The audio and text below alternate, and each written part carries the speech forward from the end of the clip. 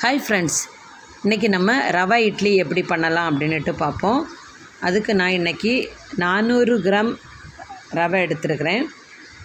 அதை ஒரு கடாயில் கேஸை ஆன் பண்ணி இந்த ரவையை கொட்டி நல்லா வறுத்து எடுத்துக்கிடணும். நீங்கள் இதில் கொஞ்சமாக நெய் கூட சேர்த்துக்கிடலாம். ஒரு கேரட் எடுத்துருக்கிறேன், ஒரு வெங்காயம், ஒரு உருளைக்கிழங்கு, அது கூட ஒரு 10 பீன்ஸு, ஒரு கேப்சிகம் எடுத்துருக்குறோம், 2 தக்காளி எடுத்துருக்கிறேன், கொஞ்சமாக மல்லி இலை எடுத்துருக்கிறேன். இந்த பாஜி எல்லாத்தையுமே பொடிசாட்டு நம்ம கட் பண்ணி எடுத்துக்கிடணும்.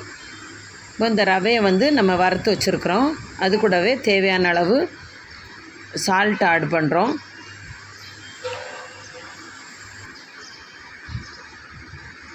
அது கூட நம்ம இப்போ நறுக்கி வச்சுருக்கிற எல்லா இன்க்ரீடியன்ஸையும் இதில் சேர்க்குறோம். இப்போ ஃபஸ்ட்டு வெங்காயம் போட்டிருக்கோம், கேரட் ஆட் பண்ணுறோம், தக்காளி ஆட் பண்ணுறோம், கேப்சிகம் ஆட் பண்ணுறோம், பீன்ஸு,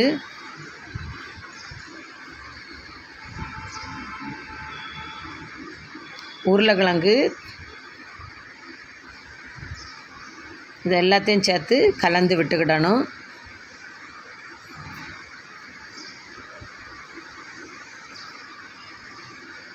இது நல்லா கலந்த பிறகு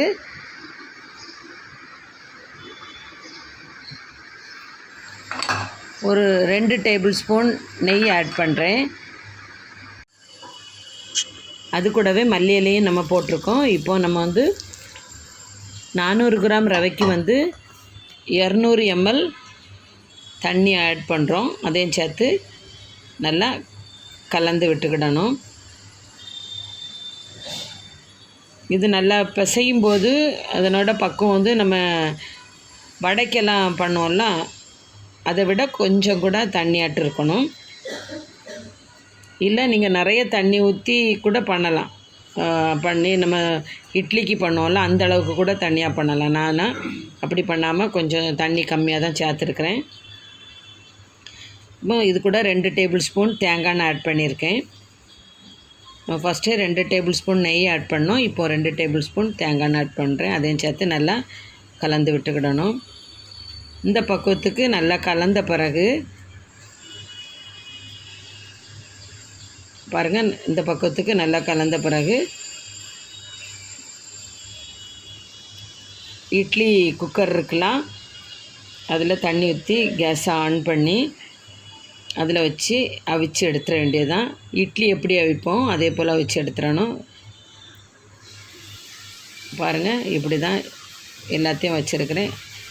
5 நிமிஷத்தில் இட்லி அவிக்கிறதுக்கு எவ்வளோ டைம் ஆகுதோ அந்த டைமை நம்ம கனெக்ட் பண்ணி வச்சுட்டா போதும். 5 நிமிஷத்தில் சூப்பரான ரவா இட்லி ரெடி ஆயிரும். பாருங்கள், சூப்பராக வந்துட்டு பாருங்கள், பார்த்தீங்களா? இது கூடவே நான் தொட்டுக்கிடுறதுக்கு பீனட் சட்னி யூஸ் பண்ணியிருக்கேன். நீங்களும் இதை மறக்காமல் உங்கள் வீட்டில் பண்ணி பாருங்கள். காலையில் டிஃபனுக்கு ரொம்ப யூஸ்ஃபுல்லாக இருக்கும். குட்டீஸ்களுக்கு லஞ்ச் பாக்ஸுக்கு, ஆஃபீஸ் போகிறவங்களுக்கு இது யூஸ்ஃபுல்லாக இருக்கும். நல்ல ஹெல்த்தியும் கூட. எல்லா வெஜிடபிளும் இதில் சேர்ந்துருக்கிறனால அன்னைக்கு வேண்டிய விட்டமின்ஸ் நம்ம உடம்புக்கு கிடச்சிரும். நீங்களும் மறக்காமல் அந்த வீடியோவை பார்த்து இந்த டிஷ்ஷை பண்ணி பார்த்து எனக்கு கமெண்ட் பாக்ஸில் கமெண்ட் பண்ண மறந்துடாதுங்க. என்னோட சேனலை இது வரைக்கும் சப்ஸ்கிரைப் பண்ணலை அப்படின்னு சொன்னால் சப்ஸ்கிரைப் பண்ணிவிடுங்க. பக்கத்துலேயே ஒரு பெல் ஐக்கான் இருக்கும், அதையும் கிளிக் பண்ணுங்கள். அப்போ தான் நான் போடுற எல்லா வீடியோவும் உங்களுக்கு நோட்டிஃபிகேஷனாக வரும். அப்போது அதை பார்த்து உங்களுக்கு ஏதாவது தேவைன்னா நீங்கள் பண்ணிக்கிடலாம். இதை உங்கள் ஃப்ரெண்டு, உங்கள் ரிலேஷன் அவங்களுக்கும் இதை சென்ட் பண்ணி விடுங்க. யாருக்காவது யூஸ்ஃபுல்லாக இருக்கும். இது வரைக்கும் என்னோடய வீடியோவை பார்த்த அனைவருக்கும் காட் பிளஸ் யூ.